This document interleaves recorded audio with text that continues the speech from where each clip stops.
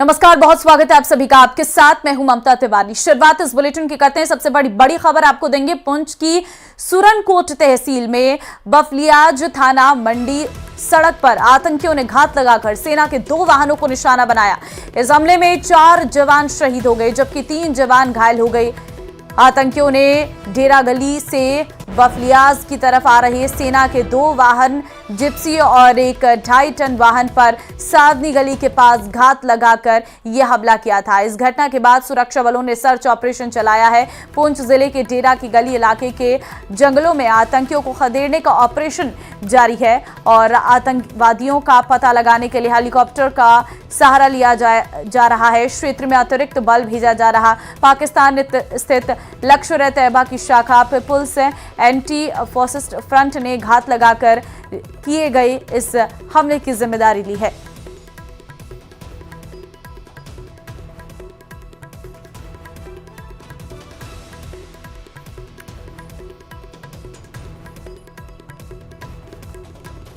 हम इस वक्त मौजूद हैं डेरा की गली इलाके में। यहाँ देख सकते हैं कि यहाँ सेना की जो टुकड़ियां हैं बिल्कुल लगातार यहाँ पर पेट्रोलिंग कर रही हैं और ये जो एरिया है बहुत ही दुर्गम पहाड़ी क्षेत्र है। आप देख सकते हैं कि कितनी ऊंची पहाड़ियां हैं, घने जंगल हैं। यही घने जंगलों का जो सहारा है वो टेररिस्ट ले रहे हैं। और कल हमने देखा था कि लगभग 4 बजे के करीब जब सेना की एक टुकड़ी जा रही थी और एक गाड़ी पर हमला किया था आतंकियों ने, जिसमें 4 सैनिक शहीद हो गए थे और 3 जख्मी हैं जिन्हें हॉस्पिटल में भर्ती कर दिया गया है। अभी भी ये ऑपरेशन चल रहा है और सेना की लगातार ये कोशिश है कि जो आतंकी यहाँ छुपे हुए हैं उनको ढेर कर दिया जाए। हम आपको बता दें कि जो इनिशियल इनपुट्स हैं उसके मुताबिक 3 के करीब आतंकी हैं जो इन जंगलों में छुपे हुए हैं और सेना लगातार इस एरिया को कॉर्डन ऑफ किए हुए है और कोशिश ये की जा रही है कि जल्दी से जल्दी इस एनकाउंटर को खत्म किया जाए और जो आतंकी यहाँ छुपे हुए हैं उन्हें ढेर कर दिया जाए। लेकिन यहाँ जैसा कि मैंने पहले बताया कि ये जो इलाका है काफी घना जंगल है, नेचुरल केव्स यहाँ हैं और उसी का सहारा लेके आतंकी अभी तक छुपने में कामयाब हो रहे हैं। लेकिन सेना लगातार यहाँ ऑपरेशन कर रही है और कोशिश ये की जा रही है कि इन आतंकियों को जल्द से जल्द ढेर कर दिया जाए। वीडियो जर्नलिस्ट शान डोगरा के साथ मनोज कोल, न्यूज 18। चलिए आगे बढ़ते हैं। जयपुर में कांग्रेस का विरोध प्रदर्शन, सांसदों के निलंबन पर कांग्रेस का राष्ट्रव्यापी आंदोलन। इंडी गठबंधन का देश भर में विरोध प्रदर्शन, नारेबाजी कर जताया जा रहा विरोध। कांग्रेस नेता पीसीसी पदाधिकारी पहुंचे शहीद स्मारक। तो फिलहाल आपको जानकारी दे रहे हैं जयपुर में कांग्रेस का ये विरोध प्रदर्शन। बड़ी खबर इस वक्त आपको दे रहे हैं। कांग्रेस नेता पीसीसी पदाधिकारी पहुंचे शहीद स्मारक का बड़ी खबर आपको दे रहे हैं। सांसदों के निलंबन पर कांग्रेस का ये राष्ट्रव्यापी आंदोलन है। इंडी गठबंधन का देश भर में विरोध प्रदर्शन, नारेबाजी कर जताया जा रहा विरोध। कांग्रेस नेता पीसीसी पदाधिकारी पहुंचे शहीद स्मारक। वो ये कह दीजिए कि भाई आपने पैसा लगाया, आप पैसा कमाना चाहते हो, पैसे वाले बनना चाहते हो, लेकिन हम भी एक भारत के आम नागरिक हैं और नागरिक की हैसियत से अगर वो लोग अच्छा कर रहे हैं तो उनकी 2 बार दिखाइए, लेकिन वो लोग बात अगर गलत कर रहे हैं तो उसको कम से कम 1 बार दिखाएं। ये आपका भी फर्ज बनता है। मैं आपसे भी अपील करूंगा। और हम तो न तो देखो डरने वाले हैं न घबराने वाले हैं। हम उस कांग्रेस पार्टी के सच्चे सिपाही हैं जिसने अंग्रेजों को देश से भगाया और इस देश को आजाद कराया और इस देश को आज ऊंचाइयों तक पहुंचाया। आज विश्व में जो भारत का नाम है ये मोदी जी के आने के बाद में नहीं हुआ है। ये उन महान नेताओं ने जिन्होंने समय समय के ऊपर इस देश की बागडोर संभाली, वो चाहे किसी भी दल के रहे हों, मैं समझता हूं कि उन्होंने सबने अपना योगदान दिया है, किसी ने कम किसी ने ज्यादा। लेकिन ये जो आज वातावरण चल रहा है और आज जो घटनाएं घट रही हैं, पूरा विश्व इसको देख रहा है कि ये हो क्या रहा है। हिंदुस्तान का लोकतंत्र तो दुनिया में सबसे मजबूत और अच्छा लोकतंत्र माना गया है। आज इसकी हत्या करने के लिए मोदी सरकार क्यों तुली हुई है, मैं समझता हूं कि ये हमारे सब के लिए, पूरे हिंदुस्तान के लिए बहुत ही एक तरीके से अपमानजनक स्थिति बन चुकी है कि देश में जो सत्ता में बैठे हुए लोग हैं वो अपनी संसद की सुरक्षा करने में नाकाम रहे और उसके बारे में कहाँ चूक हुई और आगे हम क्या ठोस कदम उठाएंगे इसकी बात करने के लिए भी तैयार नहीं। जो सांसद सदन में नहीं थे उन तक को निलंबित कर दिया गया। वो तो मैं कह रहा हूं ना, आगे चुनाव होगा कि नहीं इस बात को देखना पड़ेगा। ये जो जिस दिशा में चल रहे हैं और जो इनके संकेत मिल रहे हैं, उससे ये लग रहा है कि ये जनगणना, परिसीमन, ये सब बातें और महिला आरक्षण हवाई रह जाएंगे और आगे आने वाले समय में चुनाव होंगे कि नहीं होंगे, ये प्रश्नवाचक चिन्ह है। हम सब देश के लोगों को, प्रदेश के लोगों को सोचना पड़ेगा। और जो फैसले ये कर रहे हैं, आम जनता के हिसाब से फैसले नहीं कर रहे हैं। राजस्थान में क्या हो रहा है आपने देखा होगा, 12 दिन में शपथ हुई। कितने दिन में? 13वें दिन कर लेते, क्या बिगड़ जाता है इनका? 11वें दिन कर लेते। 12 दिन में शपथ हुई, माउस के दिन मुख्यमंत्री का नाम घोषित हुआ। फिर अब क्या मलमास में कैबिनेट होगा, क्या होगा, होगा कि नहीं होगा? अरे भाई, 2 उप मुख्यमंत्रियों को दे दो चार्ज से, ये तो अपना काम करने लग जाए। मुख्यमंत्री को छोड़ ही नहीं रहे। जहां भी जाएंगे मुख्यमंत्री जी, रेलवे स्टेशन जा रहे हैं तो वहां भी साथ जा रहे हैं, मंदिर जा रहे हैं वहां भी साथ जा रहे हैं, दिल्ली जा रहे हैं वहां भी साथ जा रहे हैं। और जाए भी क्यों नहीं, इनको कुछ दिया भी नहीं अभी तक। इनको नाम दे दिया उप मुख्यमंत्री का और दिया कुछ है नहीं। विभाग दे दो मेरे भाइयों। और इस सरकार, जब राजस्थान की जनता ने आपको सराखों पे बिठा करके राजस्थान में सरकार चलाने का 5 साल का समय दिया है, तो ये 20-25 दिन तो गुजर गए भैया आपके। अब तो धरातल के ऊपर काम करना चालू करो। रोजाना सुन रहे हैं हम, रोजाना सुन रहे हैं 100 दिन की कार्य योजना बन रही है। ये 100 दिन तो कार्य योजना बनाने में निकल जाएंगे, तो फिर तो इनको 365 दिन की कार्य योजना की बात करनी चाहिए। 100 दिन में ये कार्य योजना नहीं बना पाएंगे, मैं दावे के साथ कह रहा हूं। मैंने पहले भी एक बात घोषणा की थी कि ये काम नहीं होगा, वो नहीं हुआ। आप मेरे को सही मान लेना, इनकी 100 दिन में कोई कार्य योजना नहीं बनेगी। धरातल पे आना तो बहुत बड़ी बात है। इसलिए राजस्थान के निर्वाचित मुख्यमंत्री जी से भी मैं इस मीडिया के माध्यम से आग्रह करना चाहता हूं कि आप मोदी जी के कदम नक्शे पे मत चलो। आपको जब बता दिया और राजस्थान की जनता ने वोट दिए, मोदी जी और अमित शाह जी ने वोट नहीं दिया आपको राजस्थान की जनता ने वोट दिए हैं। तो राजस्थान की जनता से जो आपने वादे पूरे जो किए हैं, उनको पूरा करने में अपने श्रम शक्ति लगाओ, नहीं कि दिल्ली की फेरी लगाने में। हमको कितना कहते थे, कितने चटकारे लेते थे कि मुख्यमंत्री बने हैं, दिल्ली जा रहे हैं, दिल्ली जा रहे हैं, आला कमान से मिलके आएंगे। इनके तो आला कमान भी 16-17 हो गए। हमारे तो आला कमान तो एक हुआ करता है, इनके तो 16-17 आला कमान है। किस किस के जा रहे हैं, कोई एमपी बना हुआ उसके भी जा रहे हैं, कोई केंद्रीय मंत्री है उसके भी जा रहे हैं, लोकसभा अध्यक्ष के भी जा रहे हैं, और मैंने तो सुना लोकसभा अध्यक्ष जी के स्टाफ के भी जा रहे हैं। तो भाई थोड़ा बहुत तो देखो, राजस्थान की जनता ने आपको आशीर्वाद दिया, आपको मौका दिया है, तो आप इसके लिए कीजिए। तो मैं तो उम्मीद करता हूं, आशा करता हूं और ईश्वर से प्रार्थना भी करता हूं कि इनको सद्बुद्धि आए और ये मोदी जी के दिल्ली के चक्कर लगाने के बजाय राजस्थान की जनता के भले के लिए कोई काम करें, मंत्रिमंडल गठन करें, विभाग बनाएं, अधिकारियों के जो भी इनको जिनकी भी पोस्टिंग करनी है करें अस्थायी। हमने तो पहली बार सुना है कोई सीएमओ में भी कोई अस्थायी लगता है क्या? अस्थायी का मतलब है उसको जाके आना है, काम कुछ नहीं करना। क्योंकि जब तक उसको स्थायी पावर आप नहीं दोगे तब तक वो सही तरीके से काम नहीं करेगा। तो यहाँ की भी व्यवस्थाएं को चुस्त दुरुस्त करें, सरकार को अच्छी गति दें, लोगों के, जनता के काम करें। और ये जो तानाशाहपूर्वक रवैया है वो मोदी जी को और उनके सरकार को इससे बचना चाहिए। इससे दूर होकर के सर्वदलीय बैठक बुला करके चर्चा करनी चाहिए और चर्चा करने के बाद में इनको जवाब देना चाहिए देश के गृह मंत्री जी को कि ये इस तरीके से घटना घटी है और ये दोबारा नहीं घटेगी, ये आश्वस्त करें। तो मैं समझता हूं कि प्रजातंत्र ठीक रहेगा। वैसे ये जो मेवाराम जैन का जो मामला है, कथित सीडी आई, आप तक ये जानकारी आई है कि? नहीं, जो अखबारों में पढ़ रहे हैं वही सब चीजें हैं। इसके अलावा हमारे पास में कोई इस तरीके की सूचना नहीं चाहिए।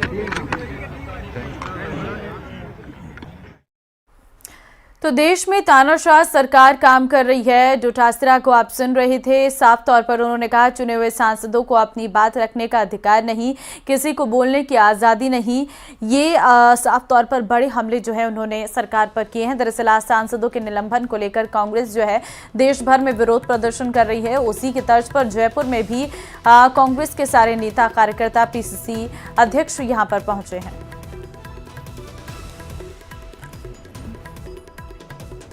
और जयपुर से बड़ी खबर आपको देंगे। कोरोना को लेकर सीएम ने बैठक बुलाई है। शाम 5 बजे सीएमओ में लेंगे बैठक।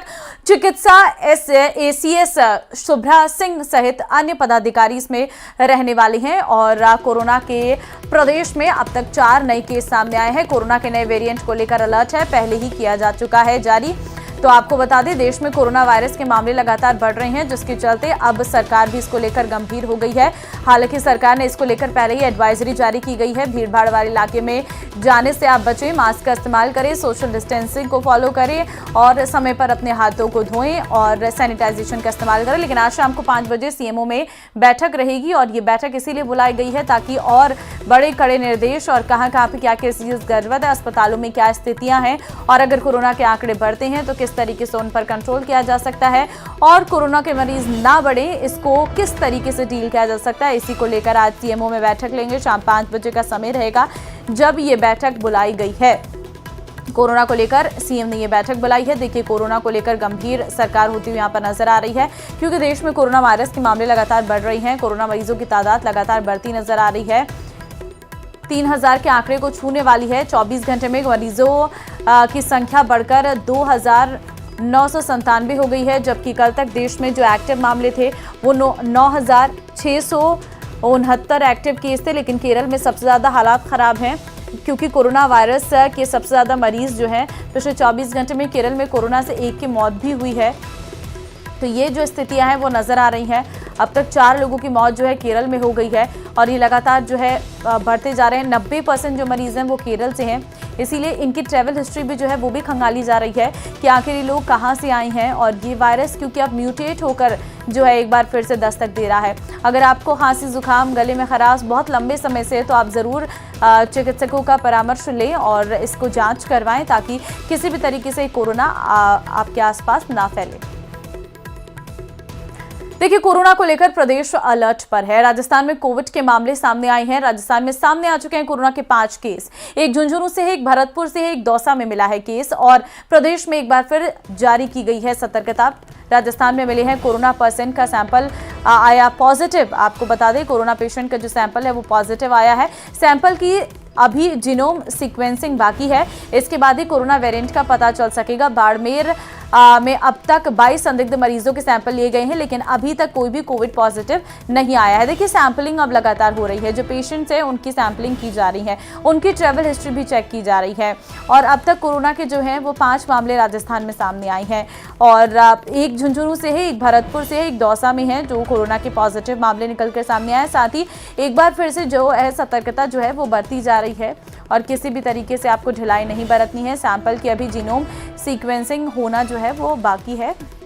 बाड़मेर में जो है 22 संदिग्ध मरीजों के सैंपल लिए गए हैं जिनकी ट्रैवल हिस्ट्री निकलकर सामने आई है और लेकिन उनमें से कोई भी अभी तक कोविड पॉजिटिव निकलकर सामने नहीं आया। लेकिन हाँ सतर्कता ना बरतनी बहुत ज़रूरी है और यही सरकार कर रही है। वहीं सुजानगढ़ की गोपालपुरा रोड पर निजी स्कूल की बस पलटने से हादसा हो गया है। सड़क हादसे में 6 स्कूली बच्चे गंभीर रूप से घायल हो गए हैं, जबकि 10 छात्र मामूली रूप से घायल हैं। गंभीर घायलों को अस्पताल में इलाज के लिए भर्ती कराया गया। दरअसल ये हादसा उस वक्त हुआ जब बस जो है वो गोपालपुरा रोड से सुजानगढ़ की ओर जा रही थी और तभी ट्रक को ओवरटेक करने के चक्कर में बस पलट गई।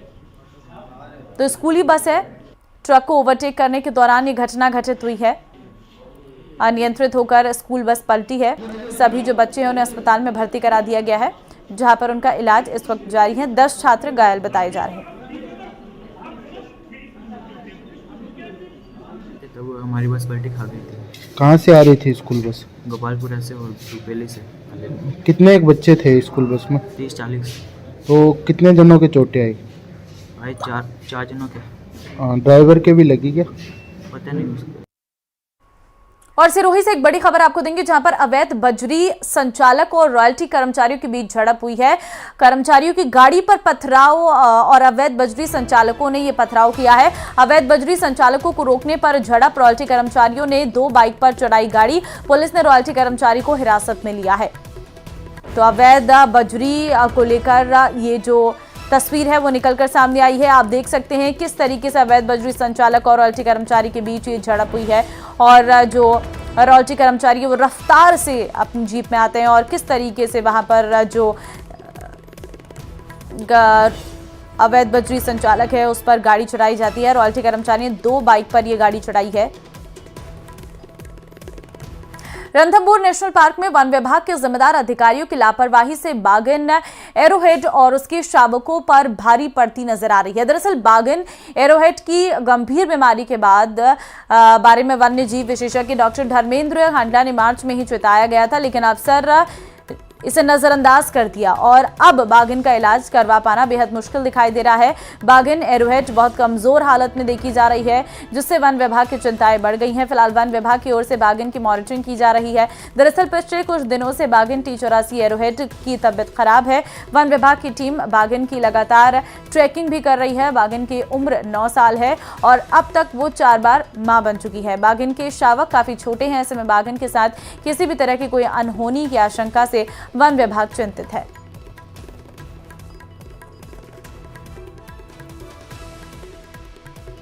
तो 9 महीने हो चुके, इसके बाद इसने बच्चे भी दे दिए। अब इसके पास 3 बच्चे हैं और इसके जो जॉइंट है हिप का, उसमें कोई घाव भी बन गया। तो ये तकलीफ़ में तो है, परंतु अगर कार्रवाई करनी थी तो उस समय जब मैंने बताया था तब करनी चाहिए थी, परंतु उस समय तो इस बात को एकदम टोटली इग्नोर किया गया उस समय के अधिकारियों ने। और अब जो है वो बहुत रिस्की हो जाता है, क्योंकि जब भी अगर इसको उठाएंगे तो इनके बच्चों को भी कहीं जू में रखना पड़ेगा और फिर उनका व्यवहार बदलने की पूरी संभावना है। और ये ऐसा प्राकृतिक एक संकट है जिसको संभालना बहुत मुश्किल है। और चलिए सीकर से बड़ी खबर आपको देंगे। महेश खटीक हत्याकांड में दोषियों को सजा दी गई है। 2 दोषियों को आजीवन कारावास और 3 को बरी कर दिया गया है। 4 साल पहले पीट कर की थी महेश की हत्या। फतेहपुर एडीजे कोर्ट ने यह फैसला सुनाया है। तो बड़ी खबर आपको दे रहे हैं, 2 दोषियों को आजीवन कारावास और 3 को बरी कर दिया गया है। महेश खटीक हत्याकांड में दोषियों को सजा दी गई है। 4 साल पहले पीट कर महेश की हत्या की गई थी। फतेहपुर एडीजे कोर्ट ने यह फैसला सुनाया है।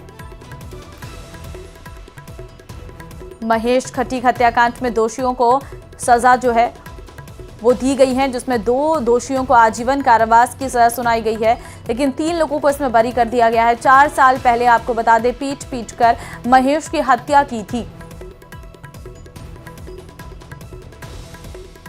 2 दोषियों को आजीवन कारावास और 3 को बरी कर दिया गया है। 4 साल पहले पीट कर महेश की हत्या कर दी गई थी। आगे बढ़ते हैं। रेनवाल इलाके के रामजीपुरा बस स्टैंड पर नशे में धुत एक युवक ने जमकर उत्पात मचाया। उसने ट्रक में सवार होकर दुकान के पिलर और 2 मोटरसाइकिल को टक्कर मार दी, जिससे दुकान का पिलर और दोनों मोटरसाइकिल क्षतिग्रस्त हो गई। इसके बाद युवक सड़क मार्ग पर ट्रक को खड़ा करके मौके से फरार हो गया। सूचना पर रेनवाल थाना पुलिस और जोबनेर डिप्टी अनूप सिंह मौके पर पहुंचे। शराबी युवक का पीछा कर बगरू से उसे गिरफ्तार किया।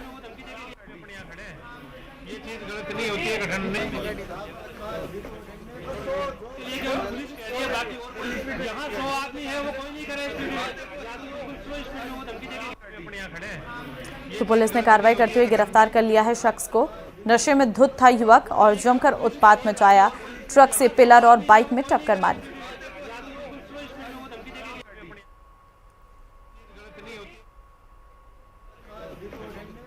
राजस्थान में सत्ता परिवर्तन के साथ कोटा के ग्रीनफील्ड एयरपोर्ट निर्माण की प्रक्रिया रफ्तार पकड़ने लगी है। लोकसभा अध्यक्ष ओम बिरला ने मुख्य सचिव को भूमि के डायवर्जन के लिए बकाया 43 करोड़ रुपए जमा करवाने के निर्देश दिए हैं। मुख्य सचिव ने जिला कलेक्टर को तत्काल राशि जमा करवाने को कहा है। ये राशि जमा होने के बाद जमीन एयरपोर्ट अथॉरिटी के नाम दर्ज होगी। इसके बाद केंद्र सरकार इसका काम शुरू करेगी। आपको बता दें कि चिन्हित भूमि को एयरपोर्ट अथॉरिटी ऑफ इंडिया के नाम दर्ज करने के लिए 127 करोड़ रुपए जमा करवाने थे।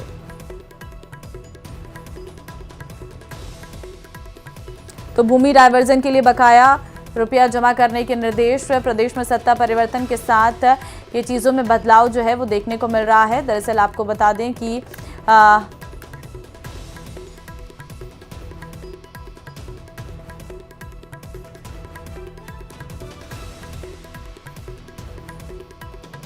तो लोकसभा अध्यक्ष ओम बिरला का मुख्य सचिव को निर्देश। आगे बढ़ते हैं। पोकरण क्षेत्र की ग्राम पंचायत चौक के महेशों की ढाणी में चल रहे मनरेगा कार्यस्थल पर 2 गुटों में हुए संघर्ष को लेकर पुलिस में परस्पर आमने सामने मामला दर्ज किए गए हैं। इसमें एक शिकायतकर्ता ने जान से मारने के लिए हमला कर मारपीट करने का आरोप लगाया, तो दूसरी तरफ मनरेगा के मेट ने मस्ट्रोल फाड़ने और मारपीट करने का आरोप लगाया है। पुलिस ने दोनों मामले में जांच शुरू कर दी है। मामले की जांच सहायक उप निरीक्षक कालू सिंह कर रहे हैं।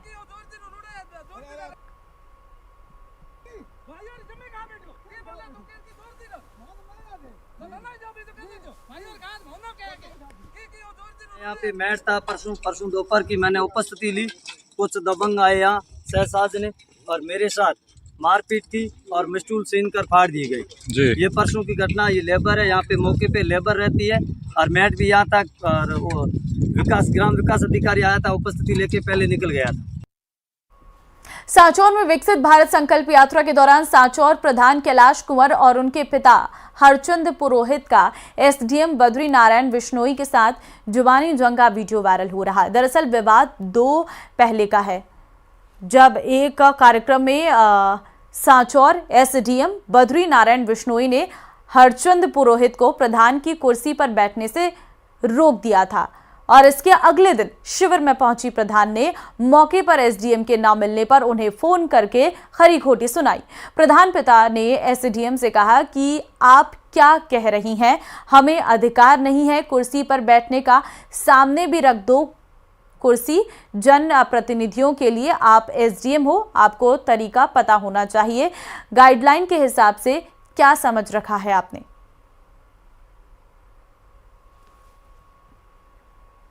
उदयपुर में हाईवे से गुजर रही कागदर नहर से एक कंटेनर का ऊपरी हिस्सा टकरा गया।